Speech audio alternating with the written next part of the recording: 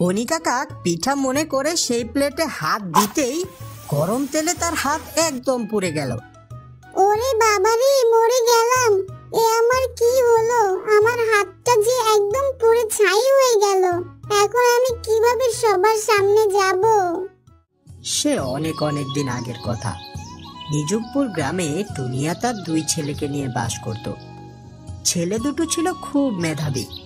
টুনিয়ার স্বামী মারা গেছে, তাই টুনিয়া নিজে অনেক কষ্ট করে তার ছেলে দুটোকে পড়ালেখা করাচ্ছে। সেই গ্রামেই বাস করত কণিকা কাক ও তার স্বামী কাকুলা কাক। কণিকা কাক ছিল খুবই দুষ্ট। সে সবসময় গ্রামের পাখিদের পিছনে লেগে থাকতো আর সবার মাঝে ঝগড়া লাগিয়ে মজা পেত। টুনিয়া ছিল খুব পরিশ্রমী। সারাদিন বাইরে খাটাখাটুনি করে বিকেলে বাসায় ফিরত। একবার শীতের সময় ক্লান্ত হয়ে টুনিয়া বিকেলে বাসায় ফিরেছে। বাসায় এসে টুনিয়া হঠাৎ অসুস্থ হয়ে পড়ে। বিছানায় শুয়ে তার ছেলেদের ডাকতে থাকে, বাবা বুলবুল, কোথায় আছিস?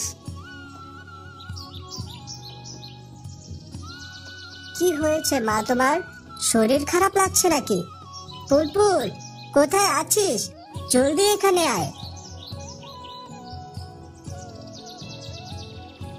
কি হয়েছে ভাইয়া? এ কি মা, কি হয়েছে তোমার? মায়ের যে খুব জ্বর এসেছে রে, একটা বাটিতে করে জলদি পানি নিয়ে আয়। ঠিক আছে ভাইয়া, আমি এক্ষুনি যাচ্ছি। টুনিয়ার কপালে পানির পট্টি দেয়ায় কিছুটা জ্বর কমেছে। দুই ছেলে মিলে টুনিয়ার খুব সেবা যত্ন করতে লাগলো। টুনিয়া খুব খুশি হলো ছেলেদের এত সুন্দর মিল দেখে, মায়ের প্রতি তাদের দায়িত্ব দেখে।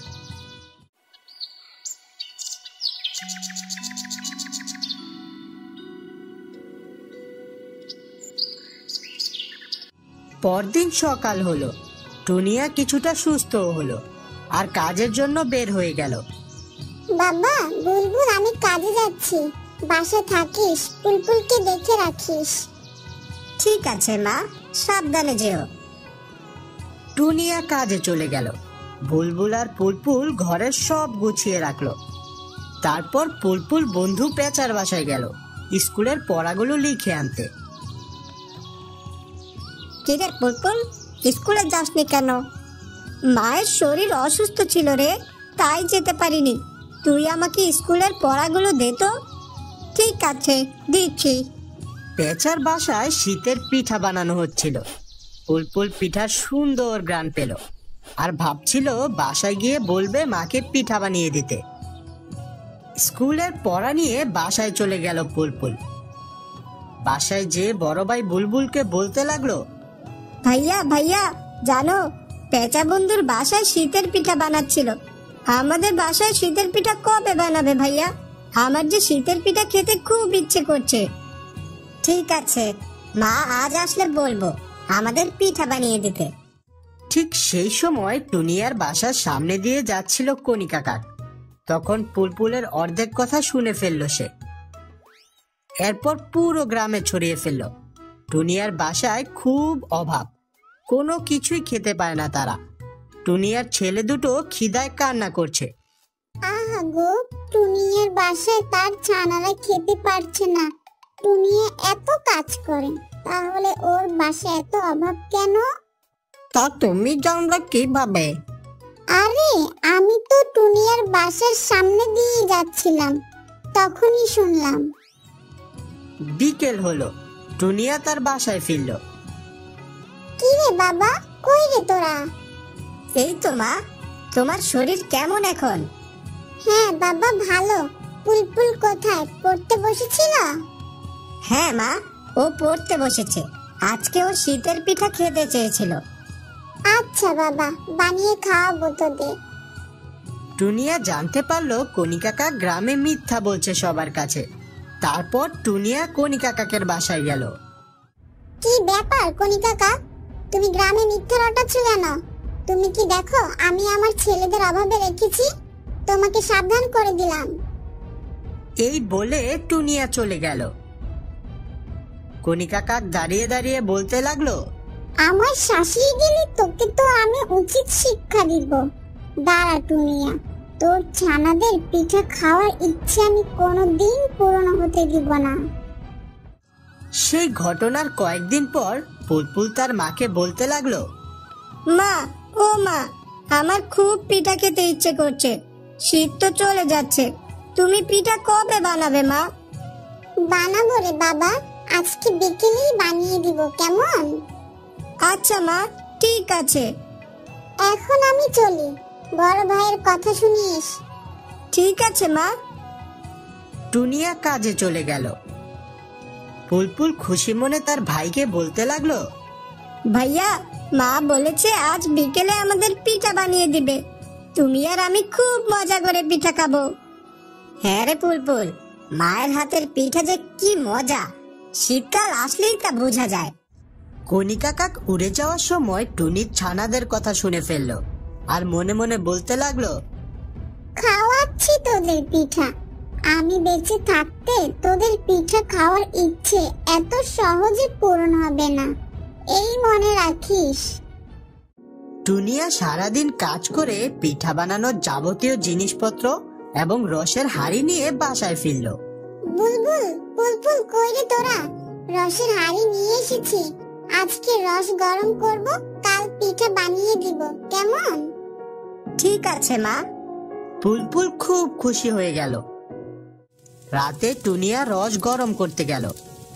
রস গরম হতেই টুনিয়া ঠান্ডা করার জন্য সেটা চুলা থেকে নামিয়ে রাখলো। রসটুকু ঠান্ডা হোক, ততক্ষণে আমি বরং ঘর থেকে কাজটা সেরে আসি। টুনিয়া রস রেখে ঘরে চলে গেল। আর ঠিক তখন চুপি চুপি কনিকা কাক এসে সব রস খেয়ে ফেলল।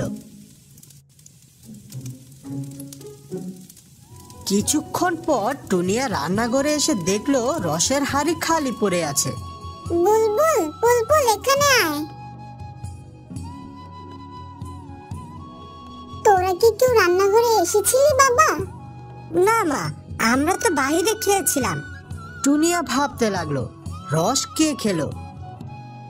পরদিন বিকেলে টুনিয়া পিঠা বানিয়ে সুন্দর করে জানালার পাশে সাজিয়ে রাখলো।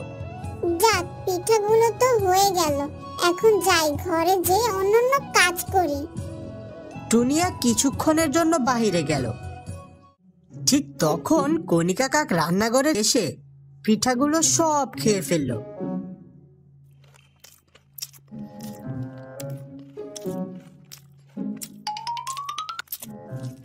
টুনিয়া এসে দেখলো পিঠাগুলো নেই। টুনিয়া ভাবলো হয়তো তার ছেলেরা খেয়ে ফেলেছে। কিছুক্ষণ পর বুলবুল ও বুলবুল মায়ের কাছে এসে বলল, মা, মা, তুমি না বললে আজ পিঠা বানাবে? কবে বানাবে পিঠা? কি বলছিস, তোরা পিঠা খাসনি? না মা, আমরা তো বাইরে খেলতে গিয়েছিলাম, আমরা কোনো পিঠা খাইনি। টুনিয়া তো খুব চিন্তায় পড়ে গেল।